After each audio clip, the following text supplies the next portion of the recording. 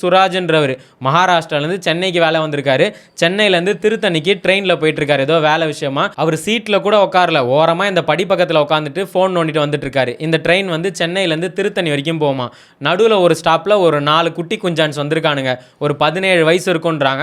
அவங்க பார்த்தோன்னா ஃபஸ்ட்டு ஒரு வீடியோவே அவனுங்க ஏதோ ஒரு கத்தி எடுத்துகிட்டு வந்துட்டு இவர்கிட்ட வந்து இந்த பிள்ளைங்களுக்கே பெஸ்ட்டான ஒரு 4 கானா சாங் வச்சுருப்பாங்க. அந்த பாட்டை போட்டு இவங்க முன்னாடி வந்து கத்தி வச்சு இப்படி இப்படி பர்ஃபார்ம் பண்ணிட்டு இருக்காரு. அவரும் பார்த்துக்கிட்டு போ அப்படி போன்னு சொல்லியிருக்காரு.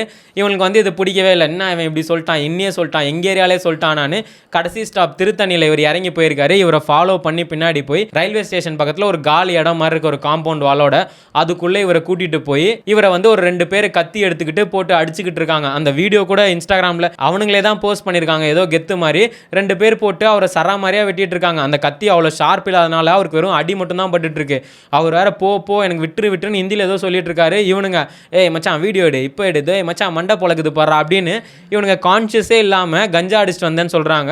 கான்ஷியஸே இல்லாமல் அவரை போட்டு பண்ணிக்கிட்டு இப்போ இப்படி எடு அப்படி எடு. இதில் அந்த 4 பேரும் பார்த்தீங்கன்னா ரொம்ப தெளிவாக ஃபோனில் வீடியோ எடுத்துகிட்டு இருக்கானுங்க. ஏதோ ஒரு மிகப்பெரிய சம்பவம் நடக்கிற மாதிரி. லாஸ்ட்டில் அந்த வீடியோ எடுத்தவனே இப்படி திரும்பிட்டு இப்படின்லாம் சொல்லிட்டு இருக்கான். அந்த அளவுக்கு அவனுக்கு கான்ஷியஸ் இல்லையா, இல்லை இது பரவாயில்ல என்ன ஆனாலும் பரவாயில்ல பண்ணலாம் அப்படின்ற மாதிரி பண்ணலான்னு தெரில. இப்போ வந்து அந்த ரீல் பயங்கர ட்ரெண்ட் ஆகி அந்த 4 பேரையும் அரெஸ்ட் பண்ணிட்டாங்க. இதில் சோகம் என்னென்னா இந்த இன்சிடென்ட் வந்து 27ஆம் தேதி நடந்தது. அது வெளியே வந்து தெரியறதுக்கே 2 நாள் கிட்ட ஆயிருக்கு. இப்போ அவர் வந்து ஹாஸ்பிட்டலில் இருக்காரு. அவருக்கு வந்து சிகிச்சை போயிட்டு இருக்கு. ஆனால் உயிருக்குலாம் எந்த பிரச்சனையும் இல்லை, அங்கங்கே அடிபட்டிருக்கு. இந்த 4 பேர் வந்து இப்போ அரெஸ்ட் ஆயிட்டாங்க.